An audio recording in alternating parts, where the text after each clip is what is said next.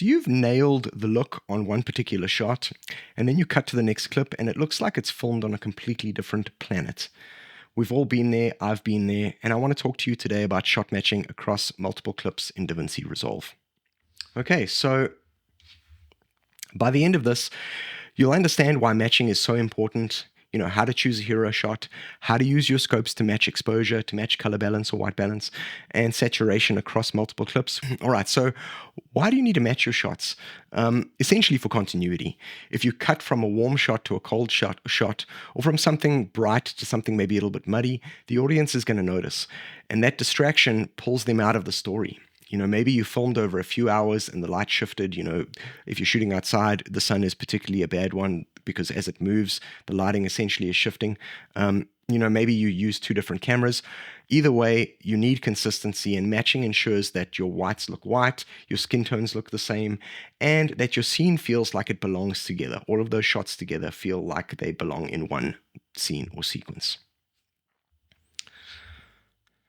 Okay, so the first step in matching is picking something called a hero shot, and this is the anchor, the one shot that you want everything else to look like, and you're going to choose the best exposed, best balanced shot in your sequence. In Resolve, you're going to click on it, you're going to grab a still. I'll show you how to do that in a little bit, and then that becomes your reference, and then you use that still as a guide for the rest of the clips in that scene or that sequence. Everything gets matched to that hero shot, and that ensures essentially that you don't drift as you go in that sequence or that scene. So now let's talk scopes and using scopes to match shots. So you're going to use the waveform to align exposure levels between shots. You're going to make sure your shadows, your midtones, and your highlights sit in similar ranges. You're going to use the RGB parade to check your white balance. All three channels should line up in neutral areas. And then you're going to use the Vectorscope for skin tones and overall hue consistency. And then finally, check your histogram to make sure that the distribution of tones isn't skewed. Don't trust your eyes, trust your scopes. So here's a practical kind of shot matching workflow in Resolve. Step 1, you're going to grab a still from your hero shot, and we'll go and do this in a second. Step 2, you're going to enable your image wipe so you can see the reference side by side with the clip that you're correcting. Step 3, you're going to adjust lift, gamma, and gain until the waveform lines up. Step 4, you're going to use the wheels or the curves to fix color casts and bring the RGB parade into alignment, essentially. And then you're going to keep checking the Vectorscope to make sure that your skin tones match the hero shot. And then you're essentially going to repeat that for every shot in the scene or the sequence. But now let's talk about matching across cameras. So, if you shot with two different cameras, you're going to see differences in color science. One might lean magenta, the other might lean a little bit green. Or maybe one camera might be in log while the other one is in Rec 709.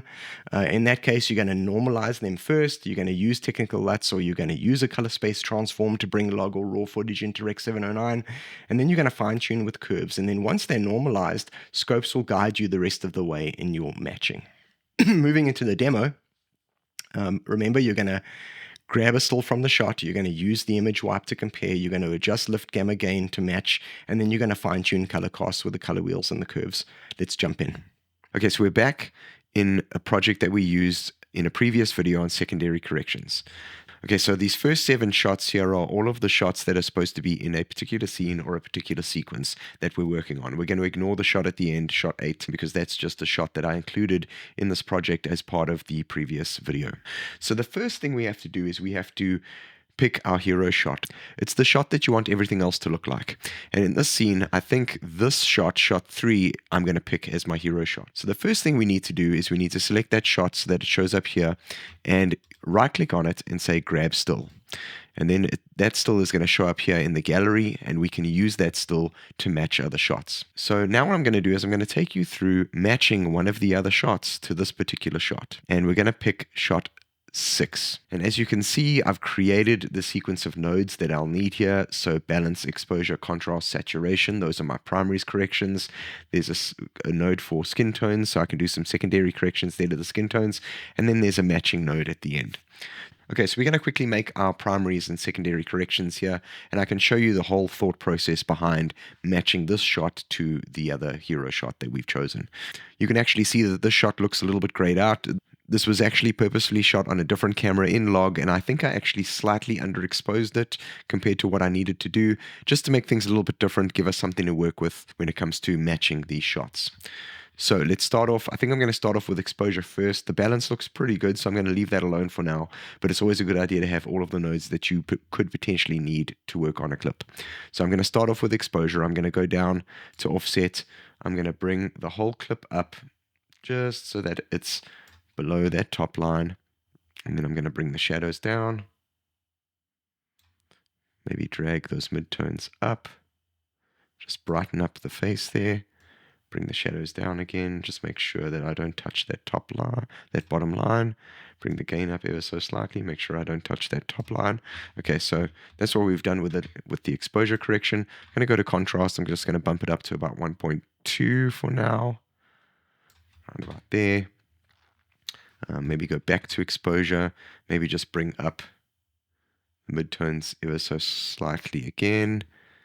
Bring the shadows down. Our balance looks pretty good, so I don't need to go to the balance node to do any of that.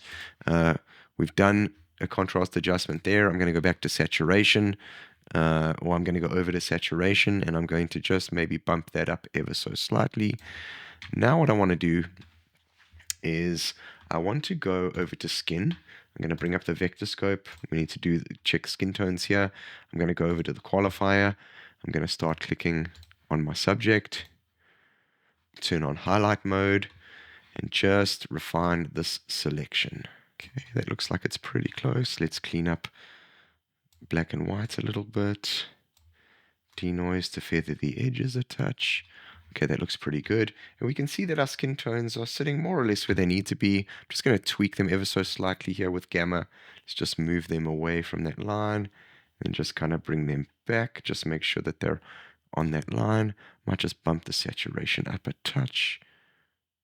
And let's turn highlight mode off. And let's just turn that node on and off. And you can see we've kind of shifted those a little bit away from yellow towards kind of red. That's looking a bit better. Okay, and now we need to perform a match because, you know, we've gotten this to a point where we've done our primary corrections, we've done our secondary corrections to skin tones just to ensure skin tones are correct. But if we look at the two images, you can see that there's most likely a bit of a yellow, slightly warmer cast to this image when compared to that one. We've maybe got a little bit of kind of blues or teals in there in this image, and that's maybe a little bit of this, but I think overall we need to maybe warm this image up a bit. So what we need to do now is we've grabbed that still we did earlier on, and we need to turn on image wipe. You select the still and you turn on image wipe up here. And what this does is it puts the image side by side, so it's easier for you to see what's going on. And the first thing I'm going to do is I'm going to go over to the RGB parade, and I'm just going to have a look to make sure that the exposure and balance of the images are more or less where they need to be. So if I wipe, you can see that it's essentially also wiping between the scopes for these, and the exposure looks like it's in a pretty good place. So we don't necessarily need to make any changes there. Make sure when you start to make your changes, when you're starting to do the matching, you go over to this match node right now. Okay, and you know that you're working on clip 6 because that's the one that's outlined in the timeline view or the thumbnail view here, the clips view, and we're matching to this still that we grabbed from our hero shot over there. Okay, so our exposure looks pretty good. So what I'm going to do is I'm going to hop over to the Vectorscope, and if you have a look, you can see that this shot has a lot more yellow in it. So what I may want to do is make sure I've selected that match node, go to the little, I guess I call it a hockey puck here under offset, and let's just, there's the trace for the image that we're working on. So what we want to do now, you see I'm moving it towards blue just to separate the two. And what we need to do now is just try and merge them. This is kind of what I like to do. And that looks like it's pretty close now. And what I'm going to do now is I'm going to hop back to contrast because I can see that I need a touch more contrast in this image. And I bump that up. And I'm going to maybe just have a look at saturation here. I might just push saturation quite a bit and then dial it back just to merge those traces again, as you can see that I've done there. And this looks like it's pretty close. So if I now turn that match node on and off, you can see that we've essentially matched the color tones, the exposure, the RGB values, all of that stuff across both images. So this one was originally perhaps a little bit on the blue side, and we essentially needed to warm it up to match it to our hero shot. So now I'm just cycling between those two, and if we were to essentially flick between them like this, let's just turn image wipe off. If we flicked between them, you'll see that we're pretty close. What I might do is, let's go back to image wipe. It looks like his face in the clip that we're matching to the hero shot is maybe just a touch less exposed than this shot. So what I might do is go back to exposure here, grab the exposure slider under gamma, just bring his face up ever so slightly. Actually, just bring the waveform up, just making sure that we're watching things. I might actually just use the RGB parade.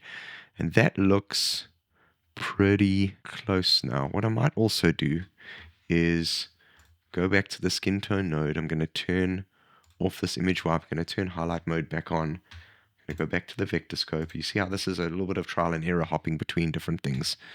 And I'm just going to get those skin tones right on that line. Turn highlight mode off. Go back to image wipe.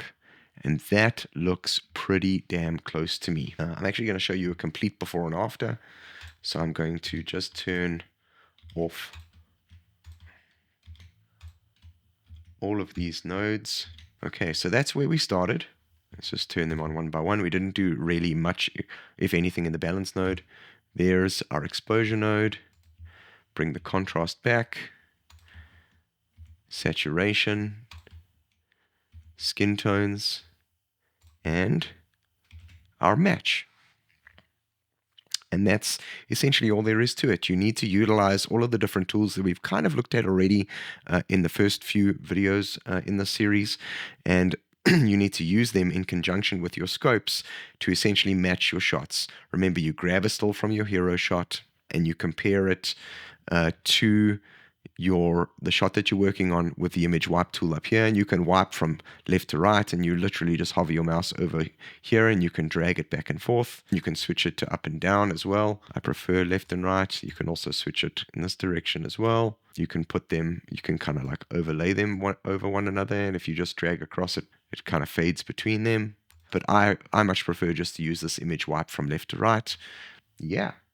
Okay, now onto some common pitfalls. So a few common mistakes. The first one is not choosing a consistent hero shot, and that's going to lead to a drift across the sequence. The next one is matching by eye instead of using scopes. You know, your monitor can trick you. Use your scopes. Ignoring skin tone consistency is the next one. You know, nothing stands out more than mismatched skin if your character essentially changes from one shot to the next.